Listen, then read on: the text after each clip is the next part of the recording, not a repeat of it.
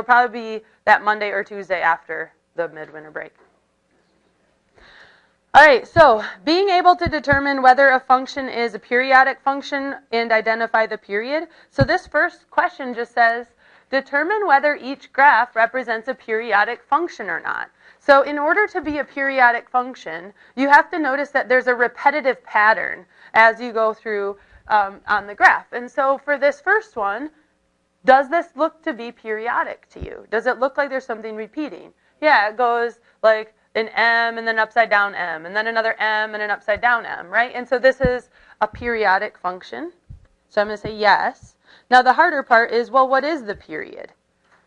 Well, so you ask yourself, well, how far until it repeats? So if you start at 0 and go along here, it looks like the units are pi over 2. So pi over 2, so that's half pi. This would be 1 pi, 3/2 pi, and 2 pi. So this one has a period of 2 pi. What about this second graph? Does this look to be periodic? The arrows are going down on the ends and they don't show us anymore. And so I'm going to assume no, because within what I see, I don't see any repetition. Not an exact repeat. Yeah, there's these like V's, but they're not following the same exact amplitude, if you want to think about it that way. And so this one is no. Any questions on that? Keegan? For the period, I remember one. Yep.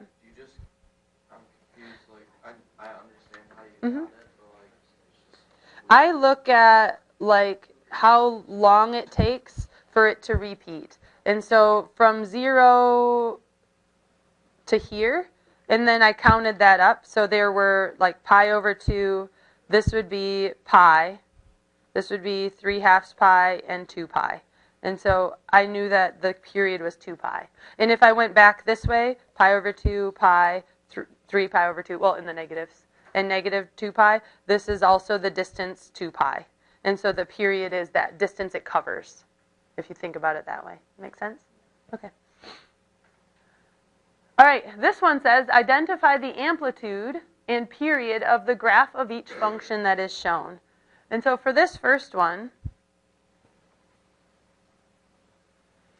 this is considered to be one period, and we're just assuming it continues.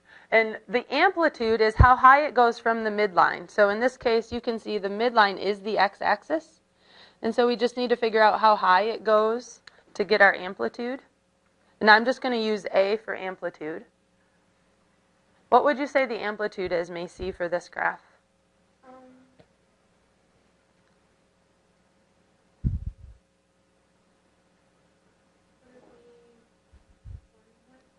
I think it's just 1.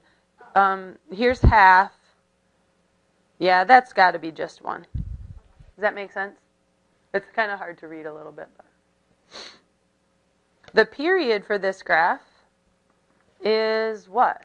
So let's figure this one out. It doesn't have very good labels here, but if I drew a tick mark where it's going to hit the x-axis again, we've got pi. This is 3 pi. So this one right here at the 0, that must be 2 pi. So we've got pi, 2 pi, 3 pi, 4 pi. And so our period for this function is 4 pi. I dislike how these graphs didn't label every tick mark, but that makes you think, I guess. All right, in the next one, the tick marks would probably be 1, 2, and 3, and then this peak would probably be at 4, we're assuming, just because of the symmetry that we should see here. And so amplitude, oops, I was just going to use A.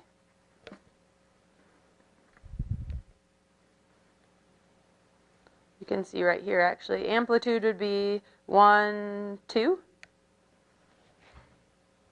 The period would be what? I heard someone say it. 4.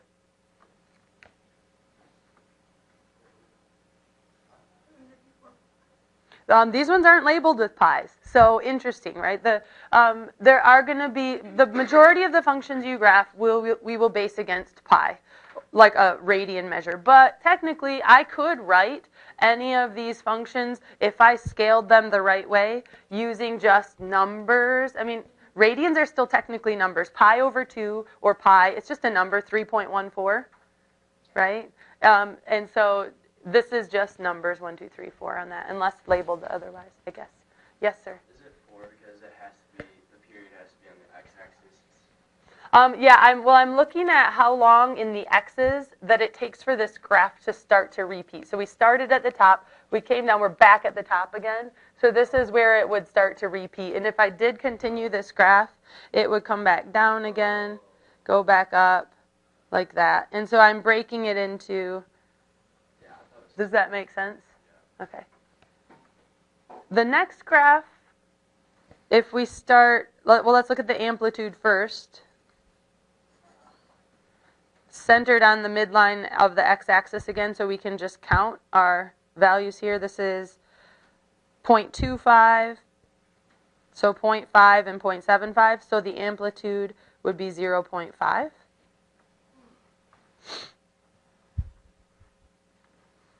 And then for the period, I'm going to start here at x equals 0, and it's going down, back up, and then that's where it would repeat again. And so my period will be pi over 2. Why does that doesn't start on the x-axis? It doesn't have to. So like you're saying, well, what if I took a look at this graph? And the negatives. Yep, there's a point here, right? You could look at this as from here and then stop here. Does that make sense? But would that still be pi over 2? It would just be harder to count. Each of these tick marks represents an 1/8 pi. So 1/8, 2/8, 3/8, 4/8 pi. And that's the same as 1/2 pi. Does that make sense? So that's a good question, though. So either way you count it. I just prefer to start from where x is 0 because it's easier, because then it's just wherever it ends, wherever your cycle ends, is the number that is your period, instead of shifting everything back and having to count between the spaces. Other questions? Okay, so now we're going to get into, if I give you an equation, can you identify the amplitude and the period for the function, and then sketch a graph of the function? This is where it gets a little bit trickier. I think identifying the amplitude is pretty simple. If you look back at your notes, the amplitude is just the absolute value of whatever number is multiplied on the outside of the function. So for part A, is there anything multiplied in front of sine? No. And so the amplitude here will be the same as whatever the amplitude for the parent function was, which was what? Hank? 1. The period, though, will change. There's something inside this function multiplying by x. That is our b value. So my new period will be 2 pi divided by b, which is 2 pi divided by 2, which reduces down to pi. So my new period for this function is pi.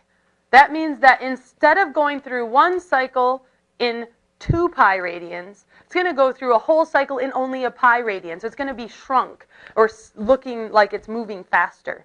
And so what we do to graph that is start with where you know your parent function starts. And this is where I look back at my parent function.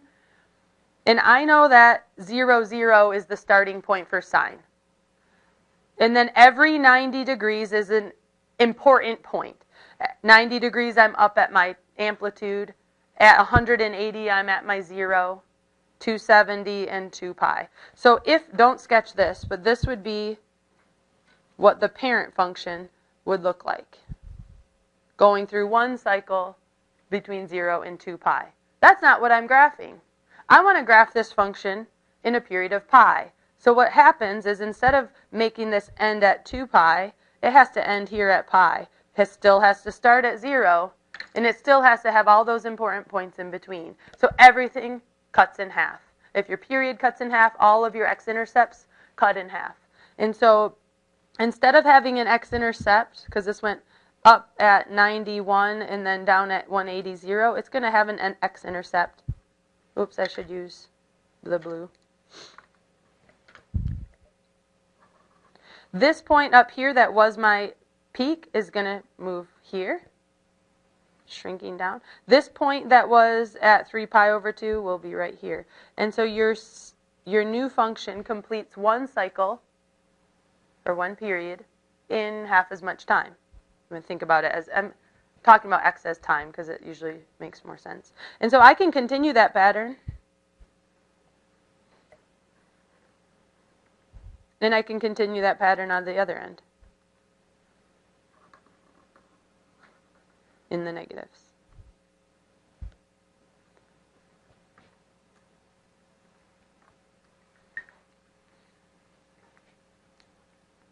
You okay, Ezrin? Okay.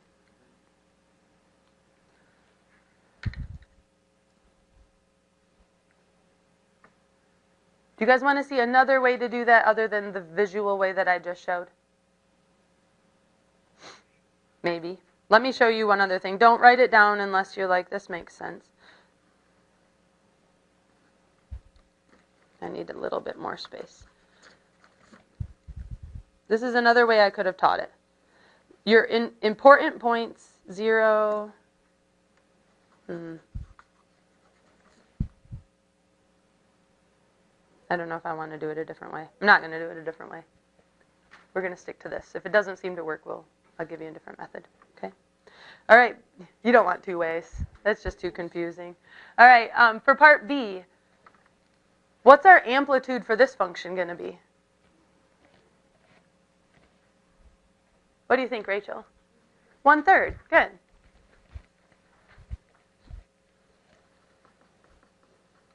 What's our period going to be for this function? So the 2 is our b. So we have to take 2 pi divided by 2. So, we get pi again. So our period for this function will be pi. So there's now 2 changes to this function.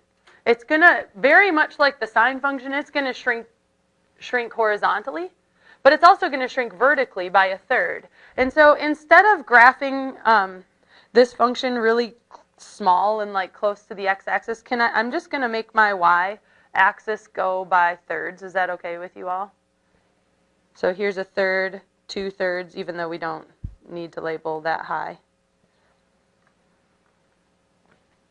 Where does the cosine function start? If I plug in 0, what am I supposed to get? Look at your parent function.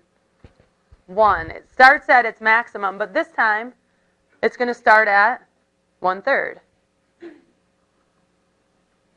Its x-intercepts are supposed to go through pi over 2 and 3 pi over 2. It's supposed to have a minimum at pi. This is my parent function, sort of.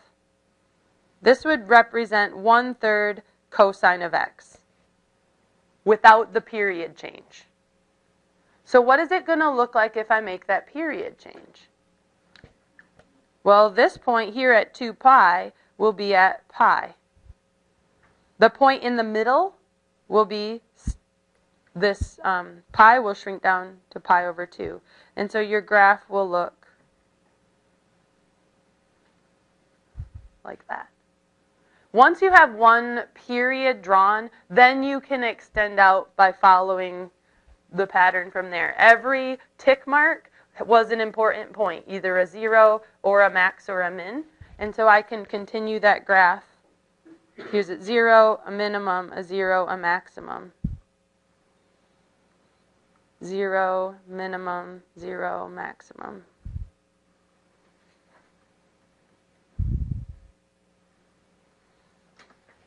So that is my cosine function with a period change and an amplitude change.